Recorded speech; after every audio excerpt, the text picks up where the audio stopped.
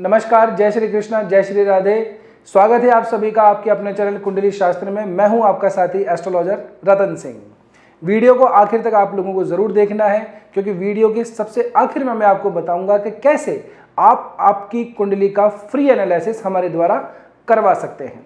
आज मैं हाजिर हुआ हूं इस सप्ताह का संपूर्ण राशिफल लेकर के।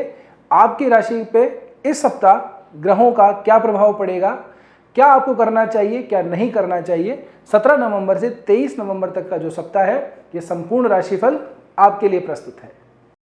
मीन राशि वालों के लिए कुछ परिवर्तन हुआ है और आप लोगों के लिए अब जो आने वाला समय है वो थोड़ा सा सुखदायी है, क्योंकि आपके 8वें भाव के अंदर आपके षष्ठेश इतने दिनों से गोचर किए हुए थे और नीच अवस्था के अंदर गोचर किए हुए थे। तो आप लोगों के लिए तो जो है थोड़ा बहुत शारीरिक कष्ट, शारीरिक तकलीफें, चोट चपेट, एक्सीडेंट, छोटी मोटी लड़ाई झगड़े, इस तरह की चीज़ें बनी हुई थी। अब आप लोगों को थोड़ी सी सहूलियत मिलने जा रही है, क्योंकि सूर्य महाराज अब 16 नवंबर को आपके क्षमा कीजिएगा, आपके भाग्य भाव के अंदर, नवम भाव के अंदर गोचर कर रहे हैं। और साथ ही नवमेश के साथ के अंदर, जो कि आपके द्वितीयेश भी बनते हैं, मंगल के साथ में युति बना के बैठे हैं। एक अच्छी बात और है, जो आपके केंद्र अधिपति हैं यानी कि चतुर्थेश और सप्तमेश बुध महाराज जो बनते हैं, वो भी अब आपके नवम भाव के अंदर बैठे हैं। तो आपके व्यापार से संबंधित, आपकी सुख से संबंधित, असेट से संबंधित, प्रॉपर्टी वगैरह से संबंधित, साथ ही आपके भाग्य से संबंधित आप लोगों के लिए शुभ समय आया है, अच्छा समय आया है। कुछ इसके अंदर आप चीज़ों को ध्यान रखना है।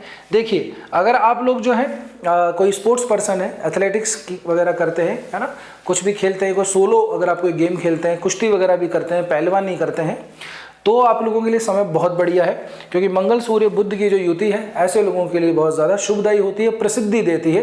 तो नेम और फेम का समय है। तो अगर आपका कोई मैच वगैरह होने वाला है, कोई इंपॉर्टेंट इवेंट आ रहा है, तो आप लोगों के लिए बहुत बढ़िया समय है, इसको यूटिलाइज कीजिए। अगर आप कहीं बाहर भी जा रहे हैं, आपका कोई मैच वगैरह बाहर हो रहा है, तो भी आप लोगों के लिए बढ़िया समय, क्योंकि मंगल जो चौथी दृष्टि आपके 12वें भाव के ऊपर यहाँ से डालते हैं। खास करके और जो लोग जिनका जिम्नास्टिक वगैरह के अंदर है, बॉडी बिल्डिंग वगैरह के अंदर है, उन लोगों के लिए भी बढ़िया टाइम है।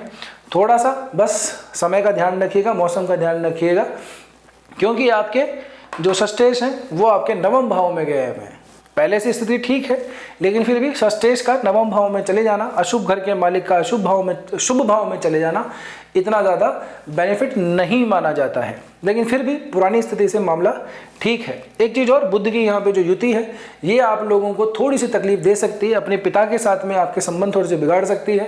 तो बुध जब से ही यहाँ पे मंगल के साथ में गोचर कर रहे हैं, तब से ही मैंने आपको कह रहा हूँ कि अपनी भाषा, अपनी वाणी पे बहुत ज़्यादा नियंत्रण रखिएगा। और अब तो क्योंकि सूर्य भी यहाँ पे आ गए हैं, दो अग्नि तत्व के ग्रह हैं, एरोगेंस आपको दे सकते हैं, अपनी भाषा में कटुता दे सकते हैं। आप बहुत ज़्यादा स्ट्रेट फॉरवर्ड होने के चक्कर के अंदर हो सकता है कि ऐसा कुछ बोल दें अपने पिताजी को, अपने सीनियर्स को, जो आपके लिए बिल्कुल भी ठीक ना हो, वो हर्ट हो जाए।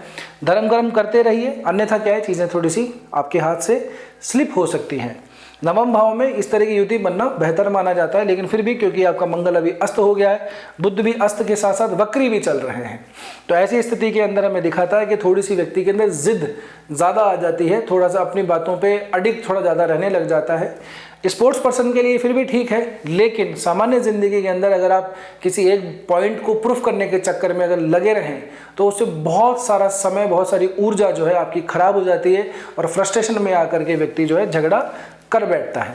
एक समय का और ध्यान रखना है आपको, चंद्रमा जब गोचर करेंगे, चंद्रमा अभी कन्या राशि में चल रहे हैं, कन्या से जब चंद्रमा जो है नवम भाव में आएंगे, वृश्चिक राशि में आएंगे, तब यहाँ पे चतुर्ग्रही योग बन जाएगा। 4 ग्रह एक साथ यहाँ पे बैठ जाएंगे।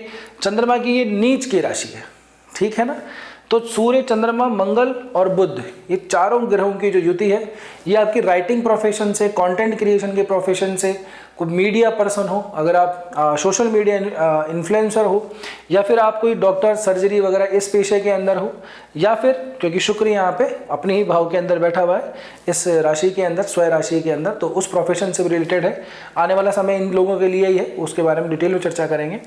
और इसके अलावा आपका कोई फाइनेंस का काम हो, बैंकिंग से रिलेटेड करता काम हो, तो आप लोगों के लिए समय बहुत बढ़िया है। लेकिन ऐसे समय में व्यक्ति जो है अपनी वाणी पर नियंत्रण खो देता है, क्योंकि बुध जो है वैसे भी वाणी का ही कारक है।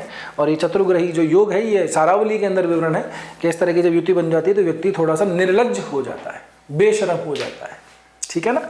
निरलक्ष बेशरम सूर्य मंगल और बुध की युति की वजह से है, और यहीं से व्यक्ति को नेम और फेम तो मिलता है, लेकिन अपने पुत्र और स्त्री यानी कि धर्म पत्नी की तरफ से वहाँ से उसको इतना सुख नहीं प्राप्त होता है।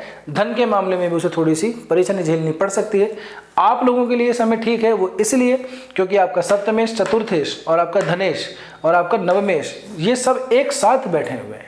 तो आप लोगों के लिए बहुत बढ़िया टाइम है। बस अपने एटीट्यूड, अपने एरोगेंस को थोड़ा साइड में रखिए और अपनों से, अपने सीनियर से, अपनी जगह पे, अपने वर्क प्लेस के ऊपर अच्छा वातावरण बना के रखिए। छोटी मोटी बात हो जाती है तो उससे लड़ाई झगड़ा ना करें, क्योंकि आजकल समय ही थोड़ा सा ऐसा चल रहा है, रास्ते भी चल रहे हैं, छोटी सी भी गाड़ी इधर उधर से आपकी अड़ गई, ट्रैफिक के अंदर इधर उधर हो गई, तो आप ज़बरदस्ती लड़ने झगड़ने बैठ जाएं। उससे आपके लिए जो सही समय आया हुआ है वो सारा का सारा आपकी नेगेटिव जो है उस दिशा में चल जाएगा। सारी ऊर्जा आपकी अपने पॉइंट को प्रूफ करने के अंदर निकल जाएगी। हो सकता है कि किसी आप समस्या के अंदर ये फंस जाएं क्योंकि छठा भाव जो है वो लीगल चीज़ों को भी हम देखते हैं। यहीं से ये क्या है, इनके साथ में बैठ गया है नवम भाव के अंदर सूर्य महाराज। मीन राशि वालों के लिए जो सिंह है, सिंह राशि जो है यानी कि सूर्य जो है इतने ज़्यादा कारक नहीं बनते, क्योंकि षष्ठेश बनते हैं, ठीक है ना। अगर ये षष्ठेश छठे भाव के अंदर बैठा होता तो फिर भी थोड़ा ठीक था, है ना।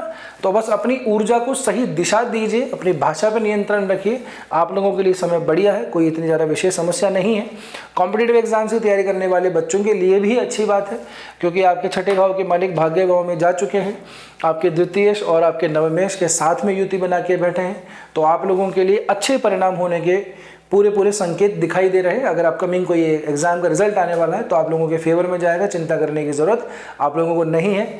एक तो अच्छी बात ये भी है कि आपके राशि खुद भी क्या है, उच्च अवस्था के अंदर बैठे हुए हैं, पंचम भाव के अंदर बैठे हुए हैं, ये भी आप लोगों के लिए बेनिफिट है। यहीं से गुरु महाराज अपनी पांचवी दृष्टि आपके नवम भाव पर डालते हैं, अपनी नवी दृष्टि जो है अपनी खुद की राशि पर डालते हैं। तो ये कॉम्बिनेशन बहुत ज़्यादा आप लोगों के लिए अच्छा है, चिंता करने की ज़रूरत नहीं है। बस ये कुछ चीज़ें मैंने बताई हैं, इनका थोड़ा सा स्पेशली ध्यान रखिएगा आने वाले सप्ताह में, बाकी सब ठीक है। एक बात और, 23 नवंबर को यानी कि इस सप्ताह के आखिरी दिन राहु जो है शतभिषा नक्षत्र में गोचर कर चुके हैं, और शतभिषा नक्षत्र परिवर्तन का नक्षत्र है, नवाचार का नक्षत्र है, हीलिंग का नक्षत्र है।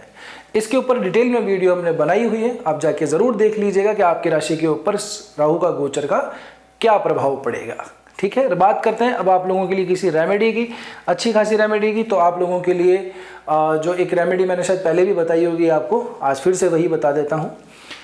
हर सप्ताह नई नई उपाय करने का भी कोई अर्थ नहीं है, एक उपाय को कंसिस्टेंसी मेंटेन करते हुए कंटिन्यू कीजिए, ज़रूर उसका रिजल्ट आता है।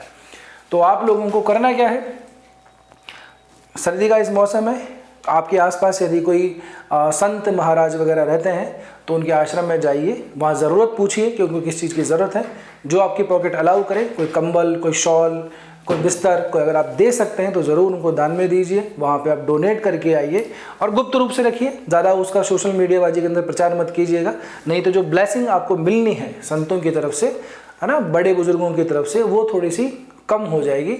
तो ज़्यादा सोशल मीडिया बाजी ना करें, बस गुप्त रूप से दान करके आइए और देखिए फिर आनंद, फिर देखिए चमत्कार, आपके भाग्य में कैसा बदलाव होता है, आपके ज्ञान में कैसा बदलाव होता है, आपकी पर्सनैलिटी में कैसा बदलाव होता है।